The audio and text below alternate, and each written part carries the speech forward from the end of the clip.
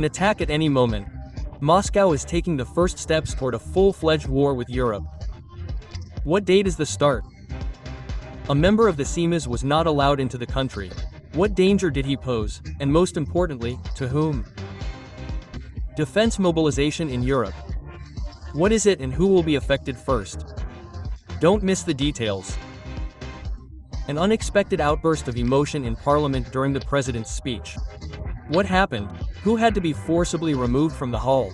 And were the lives of the top officials in danger? We'll tell you everything. Moscow has come up with a new way to recruit soldiers for war, a very insidious one. Don't get caught. About these and other key events from the morning of Tuesday, October 14th. The most important and breaking news, exclusive details are waiting for you. The next news release, up-to-date information on events in Russia, Belarus, Ukraine, and the world, earlier and clearer than others. Everything you need to know today. Europe is under fire, drones over military bases and airports, its reconnaissance before a new Kremlin attack. In response, the EU is preparing to declare a defense mobilization. A roadmap for defending Europe against Russian drones will be presented this week. Russia is playing with war, and we can no longer be naive, says Kai Kalos, head of European diplomacy. Russia, in turn, is trying, first and foremost, to test our unity and sow fear in our societies, so that Europeans begin to ask the question, why are we helping Ukraine if we ourselves need air defense? This is precisely why we remain strong in Europe and continue to support Ukraine and confront Russia. According to Kalas, the document will define the creation of a unified European counter-drone system, strengthening the defense industry and coordination with NATO. For the first time, it is not just about protecting borders, but about military deterrence against Moscow. In Germany, a law is already being prepared that would allow the police to shoot down any unidentified drones. In Brussels, warnings are increasingly being heard. If Europe does not close its skies now, it could soon find itself drawn into a new phase of the war, which Moscow is preparing not only against Ukraine. Europe lives in a precarious peace that could fall apart at any moment. The head of German intelligence warned of a possible heated confrontation with Russia. She says that Moscow already perceives Europe as a belligerent party and is systematically probing NATO's borders. Russia is hiding its intentions, but in reality, it seeks to test our borders. At best, a precarious peace reigns in Europe, which could escalate into a heated confrontation at any moment. We must be prepared for further escalation. He emphasized that the Kremlin perceives European restraint as weakness, while it itself does not limit itself in either military or information operations. European intelligence agencies have been discussing the risk of a direct confrontation for several months. Previously, Danish intelligence assumed that Russia would be able to threaten NATO only 5 years after the end of the war in Ukraine. Well, we decided to raise this question with a representative of the Ukrainian intelligence services, albeit an ex-military analyst, Ivan Stupak. In 2023, 55 incidents of Russian use of electronic warfare were recorded in the Baltic region. Sometimes the signal is choked, there is no connection, but in 2025 it was 13 times more, 730 with change. In other words, this indicates that the Russian Federation is only increasing its military presence and its own, a wide variety of hybrid attacks. Therefore, German intelligence is coming to the conclusion that something unexpected could happen at any moment. We must be prepared at any moment. In my experience communicating with our European friends, with German friends, they say this: we need at least 2 years to be able to somehow prepare for something terrible, inevitable. Minimum 2 years. Ideally, 5 to 7 years, well, at least 2. This means that right now they are simply in a sterile state, and they are truly not ready for any confrontation with the Russian Federation. And now I want to address our subscribers, because it is you who decide whether even more people will learn about all this news. Every subscription, every like, every repost, every comment longer than 6 words, every video watched to the end help promote our videos to hundreds of thousands of new users. So even more people will learn the truth, thanks to you. Thank you for staying with us, and let's continue. Berlin hopes the US president will help end the war in Ukraine.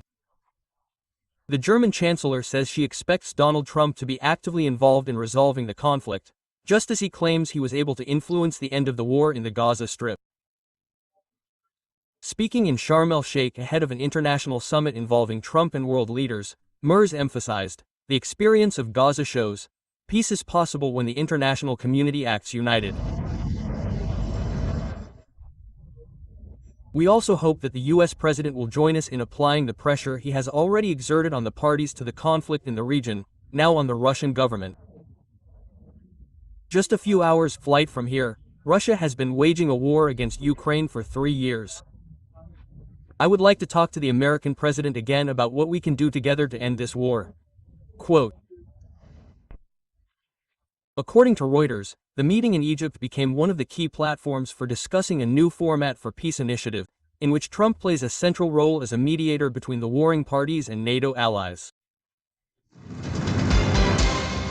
Russia is preparing to expand its participation in the war. Now, peacetime is no longer a hindrance.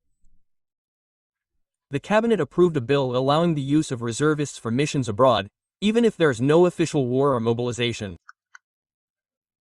The document has already passed the Government Commission on Legislative Activity. Tush writes about this. Essentially, we are talking about people who signed a contract with the Ministry of Defense and are part of the mobilization reserve.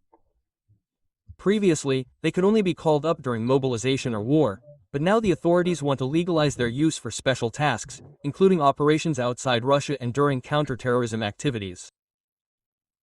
The wording in the explanatory note is deliberately vague. It allows the Kremlin to send reservists to any foreign missions under the guise of defense needs. In fact, this is another step toward a covert expansion of military operations without declaring a full mobilization. The former Saeima member, famous for the phrase, "Russian language is ours," recorded a video directly from the Latvian-Estonian border. According to Rozlakov, he was on his way to a meeting with colleagues, but was not allowed into the country. So, friends, today we were traveling to Estonia to meet with our colleagues. As you can see, the police stopped me on the way. They said I was banned from visiting Estonia. Now we're going to the immigration office, to the police. We'll sort this out. Previously, criminal cases were opened against him in Latvia for inciting ethnic hatred and assisting Russia as an aggressor state. The reason was his controversial speech at the semester this year, when he declared, "There are more of us," from the podium and demonstratively spoke in Russian. The State Language Center then accused Rozlakov of disrespecting the Latvian language, and the State Security Service of spreading pro-Russian narratives about the oppression of Russian speakers. Now, apparently, the politician is not wanted outside Latvia. Estonia has banned him from entering, which he himself called proof of European censorship. The first ever public nuclear bunker. By 2028, a shelter capable of saving more than 1,000 people in the event of a nuclear attack from North Korea will appear in the South Korean capital, according to the Korea Herald. The bunker will be equipped with autonomous ventilation, water supply, and air filtration systems. It will also contain food supplies and a medical compartment. But in peacetime, it will look completely different. The authorities plan to use the facility as a fitness center. The project was a response to growing nuclear threats from Pyongyang. This year alone, North Korea conducted a record number of missile tests and declared its readiness to launch a preemptive strike. According to the government, this is the first step in creating a network of civilian shelters across the country. They want to integrate them into urban infrastructure so that Koreans can train and survive in one place. U.S. President Donald Trump's speech to the Israeli parliament was unexpectedly interrupted by a member of the center-left Arab Jewish Party. The politician stood up during his speech and held up a piece of paper with the inscription, "Recognize Palestine," shouted an appeal to Trump, and after a brief altercation, he was escorted out of the meeting room. Later, in a conversation with Reuters, he stated that the Israeli government is falsely proclaiming victory in Gaza and exploiting the October 7th tragedy for political purposes. This is a false holiday, a holiday for liars who, in essence, lie to themselves. They came here to deceive themselves.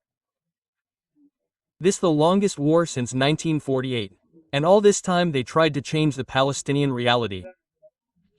But in the end, the war ended, and 7.5 million Palestinians and the same number of Jews remained on this land. I wanted to tell the truth. Without recognition of Palestine, there will be no peace. He also called Trump's peace plan biased, but emphasized that ending the war and the release of all hostages and prisoners is a step that must be supported. Donald Trump's speech took place just as Hamas released the last living Israeli hostages as part of a ceasefire agreement.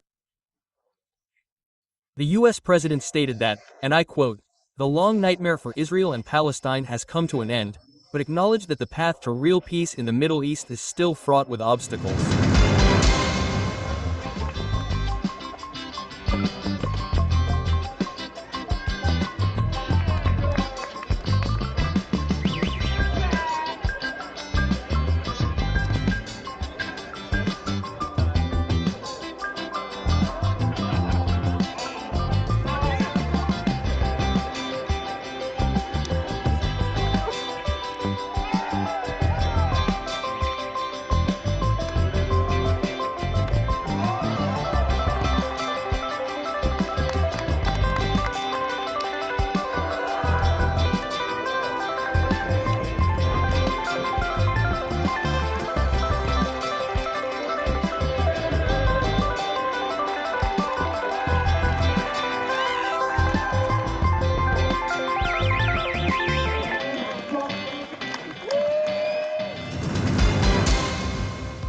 Special thanks for watching to the end.